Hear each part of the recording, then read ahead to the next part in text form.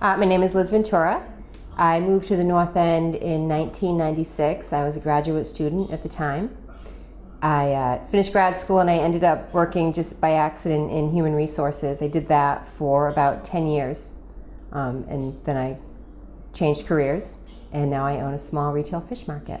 I didn't wake up and say I want to open a fish market, but I definitely woke up one day and said I can't do this anymore. I knew I didn't want to be in human resources. I really knew I didn't even want to be in an office. It felt wrong. It felt wrong for a long time, but for a long time it was okay because I was making good money, I had good benefits, it afforded me a certain lifestyle and it was fine, but it was just, I didn't enjoy it, it wasn't fulfilling, and so I sort of decided in 2007 that I was going to quit my job by the end of the year. Somehow, some way, if I had to go back to waiting tables, bartending, it didn't matter. I just wasn't going to do it anymore. And that was my decision.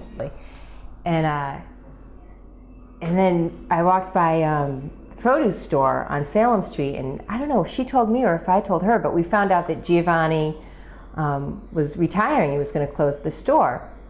I said, Carrie, Giovanni's closing up. And she said, geez, what are we going to do? Where are we going to get our broccoli rabi? What a shame, blah, blah, blah. I said, if somebody was smart, they would put a fish market in there. There's no fish market in the North End. Giuffre's had closed a couple years before, and really the only place to get fish was to walk all the way to Whole Foods.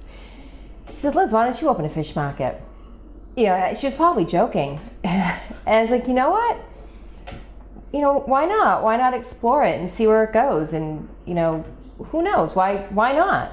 So then you just start thinking differently. You start thinking about, all the reasons why I can open a fish market instead of all the reasons why that's the craziest thing I've ever heard in my life. And it sort of just evolved from there.